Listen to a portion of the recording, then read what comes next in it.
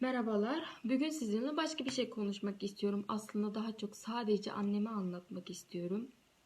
Annem şu an Çin hükümeti tarafından suçsuz yere suçlanıp 10 senelik hapis cezası verildi. Sadece hapis değil, 10 senelik işkence, 10 senelik zulüm. Bu da onun içinde. Ama bu sadece benim annemin başına ya da benim başıma gelen bir olay değil. Bütün Uygurlar şu an Çin'in bu işkencesi altında, bu zulmü yaşıyorlar. Annem çok eğitimli, kültürlü bir kadındı. Hatta benim çocukluğum annemin o güzel laflarıyla geçti. Annem kitap okumayı çok severdi. Çocuktum ama o kadar iyi aklımda kalmış ki söylediği şöyle bir şey vardı. Annem okuduğu kitaptan bahsetti bana. Demişti ki aynı kitapta şu anki Uygurlara benzer bir olayı anlatıyor.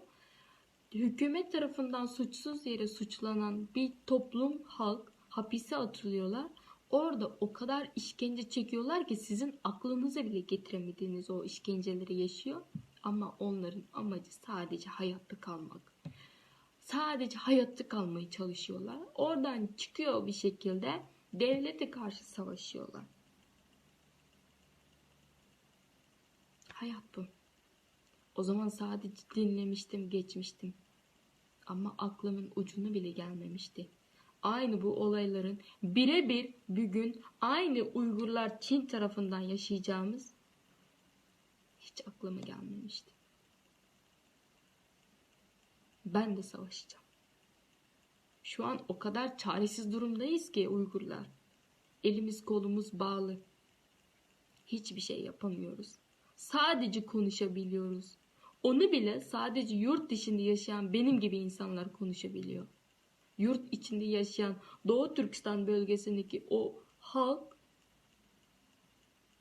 susmaya mahkumlar. Sesini bile çıkartamıyorlar. O kadar işkenceye, o kadar zulme maruz kalıyorlar. Ama dünyanın kulağı tıkanık. Bizim sesimizi dinlemiyorlar. Ama eminim her şeyin bir sonu vardır. Buna eminim. Şu an o kadar çaresiz ki biz. Allah'tan başka kimse kalmadı bize. Şu an bir devlete her kimseyi seslenmiyorum. Uygurlara da bunu diyorum. Sadece dua edin. Bir de sebep edin. Bir şeyler yapın. Onu demek istiyorum. Son olarak lafımı şöyle bitirmek istiyorum. Bizim çok ünlü bir yazarımızın, Zordun Sabır diye çok ünlü bir yazarımızın yazdığı bir romanda şöyle anlatıyor. Halk nehire benzer. Hükümet ise çöpe. Nehir çöpü aktır giderir. Ama şu an nehir dondu. Soğuk o kadar acımasız ki nehiri dondurdu. Bir gün gelecek nehir uyanacak. Eriyecek diye yazmıştı adam. Aynı bu lafı tekrar hatırlatmak istiyorum. Eminim o kadar yaşadığı bu onca olaylar, bu acılar, üzüntüler bizim kalbimizdeki donmuş o nehri eritmiştir. Kendimize gelelim. Buradan Çin'e de sesleniyorum. Çin hükümetine. O çekik gözlerini iyi aç ve bana bak. Bize bak.